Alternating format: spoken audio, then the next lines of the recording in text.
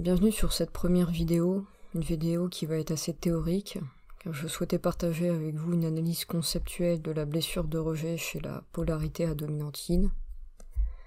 Donc on va voir que le yin porte en lui une sorte de croyance primordiale, celle de « je n'ai pas le droit d'être qui je suis, je n'ai pas le droit d'exprimer mon soi authentique », et que c'est sur cette croyance primordiale que se fonde la blessure de rejet. Donc c'est une vidéo qui parlera plus aux polarités yin, mais qui peut être utile pour les polarités à dominante yang, afin de comprendre les blessures liées à l'énergie yin, puisque chaque être est porteur des deux énergies. Donc la blessure de rejet, c'est une blessure qui est liée à l'incarnation du soi authentique, ce qui signifie que l'individu est blessé dans sa capacité à incarner son être authentique. Le soi authentique de la polarité yin correspond aux valeurs et aux besoins liés à l'archétype du féminin sacré. Et donc, qu'est-ce qui fait que le yin a de la difficulté à s'exprimer et s'affirmer sur ce mode authentique? C'est parce que l'être a connu des expériences de rejet quand il a tenté d'affirmer cette individualité authentique. Et ces expériences blessantes ont créé une sorte de programmation inconsciente qui s'exprime par une interdiction plus ou moins forte à être soi et par une injonction à se conformer aux attentes extérieures. Donc, dans les faits, l'environnement rejette plus ou moins le soi authentique de la polarité yin et lui impose de se conformer à des normes extérieures. Cette désapprobation est interprétée comme une interdiction à être soi et entraîne, par peur d'être blessé, la création du fameux faux self afin d'être accepté. Sauf que ce qui se passe au niveau cérébral, c'est que le cerveau associe lors de l'apprentissage moral toute désapprobation à une interdiction. Donc, quand le yin s'affirme dans son soi authentique et qu'il reçoit de la désapprobation de la part de l'entourage, alors cette désapprobation, elle peut prendre la forme de la moquerie, de la critique ou de toute forme de sanction. Lorsque le yin s'affirme sur son mode d'être authentique et qu'il reçoit de la désapprobation de la part de l'entourage, le cerveau interprète cet acte de rejet et de désapprobation comme une interdiction à être soi, comme une interdiction à manifester dans la matière les qualités désapprouvées et rejetées, et en parallèle donc comme une injonction à se conformer aux attentes extérieures. L'acte de rejet exprime à la fois la non-acceptation et la non-autorisation, ce qui fait que du point de vue de la conscience morale, tout acte de rejet est perçu comme une interdiction à être, à exprimer et à affirmer les qualités rejetées par l'extérieur.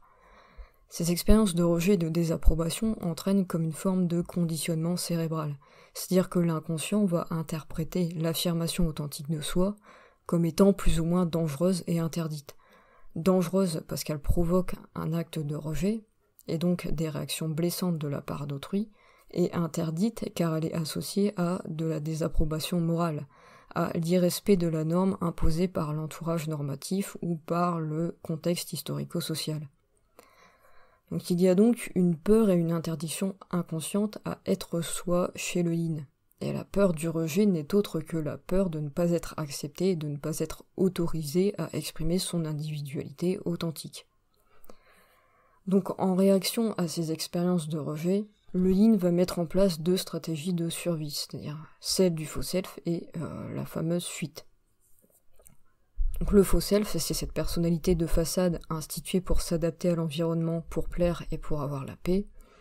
Donc le faux self, il implique à la fois l'inhibition plus ou moins partielle du soi authentique, la soumission aux exigences extérieures pour être apprécié, et la mise en place de mécanismes de défense, car le faux self a toujours une fonction de protection. Donc on remarque alors que l'acte de rejet provenant d'abord de l'extérieur finit par se retourner contre soi. Le faux self est le résultat du rejet intériorisé, incorporé, c'est-à-dire que l'individu lui-même finit par rejeter certaines parties de son individualité authentique qui sont rejetées par l'extérieur. Le rejet devient donc plus ou moins inconsciemment un rejet envers soi-même et un rejet de soi-même. Enfin, la fuite, qui est le second mécanisme de défense principal, correspond à cet évitement des situations où il y a un risque de rejet et d'inconfort. C'est-à-dire que l'individu va éviter les situations où il n'est pas capable de correspondre à son faux self et aux attentes extérieures, car inconsciemment, l'expression du soi authentique reste toujours associée à une forme d'interdiction et de rejet. On perçoit donc que derrière la blessure de rejet se cache toujours la peur du jugement d'autrui et l'hésitation quant au fait d'avoir le droit d'exprimer son être authentique. Pour comprendre la peur du jugement, il faut saisir l'essence du jugement, c'est-à-dire sa fonction. Le jugement sert à évaluer à partir d'une norme pour récompenser ou punir. Il sert aussi donc à dicter ce qui doit être et ce qui ne doit pas être. Le jugement, lorsqu'il est négatif, est le plus souvent vécu comme un rejet de ce que l'on est, ou une interdiction à être soi ou à incarner les qualités rejetées. Si le jugement est craint, c'est parce qu'il est donc un geste de rejet et de condamnation. Le jugement est donc le plus souvent perçu comme répressif et liberticide. C'est le jugement de l'autre qui peut m'autoriser ou m'interdire d'être. Il peut m'enlever cette liberté d'être authentique en voulant me conformer à une norme extérieure ou à un devoir-être ou à des attentes. Ce qui fait que chez le yin, il y a toute une problématique latente autour du droit et de la légitimité à être, d'où la peur du jugement, la peur de l'autre et le besoin de liberté. C'est pareil, le besoin de liberté n'est autre en fait que le cri de détresse du soi authentique. Il correspond à ce besoin d'insoumission et d'authenticité, à ce refus d'être jugé et conformé à des normes et des attentes extérieures, et aussi au refus de devoir se justifier d'être qui il est. On retrouve chez le yin cette peur du jugement et cette peur que l'autre ne m'autorise pas à être ou me condamne pour ce que je suis vraiment, d'où le conflit intérieur entre le réflexe du faux self pour s'adapter et avoir la paix, mais aussi ce besoin intérieur de liberté et d'être authentique. Cette peur inconsciente d'être jugé et condamné s'explique aussi au niveau énergétique par des mémoires de vie antérieure, impliquant un trauma en lien avec l'expression authentique de soi. Si par exemple dans des vies passées le yin a été persécuté, jugé, condamné pour avoir incarné son soi authentique, ces mémoires continuent de bloquer l'incarnation actuelle. Ce qu'il faut retenir, c'est que le yin porte en lui une sorte de croyance primordiale, celle de « je n'ai pas le droit d'être qui je suis, je n'ai pas le droit d'exprimer mon soi authentique ». C'est sur cette croyance primordiale que se fonde la blessure de rejet, et par la suite, chaque acte de rejet vient appuyer et confirmer cette croyance originelle.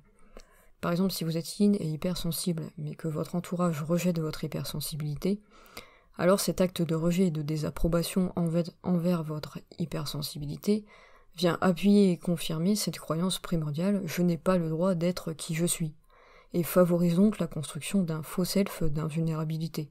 Cette croyance primordiale, celle de « je n'ai pas le droit d'être qui je suis », provient de mémoires où on lui a interdit d'être, c'est-à-dire de manifester son soi authentique. Et ces mémoires sont autant liées à sa vie actuelle qu'à des vies passées.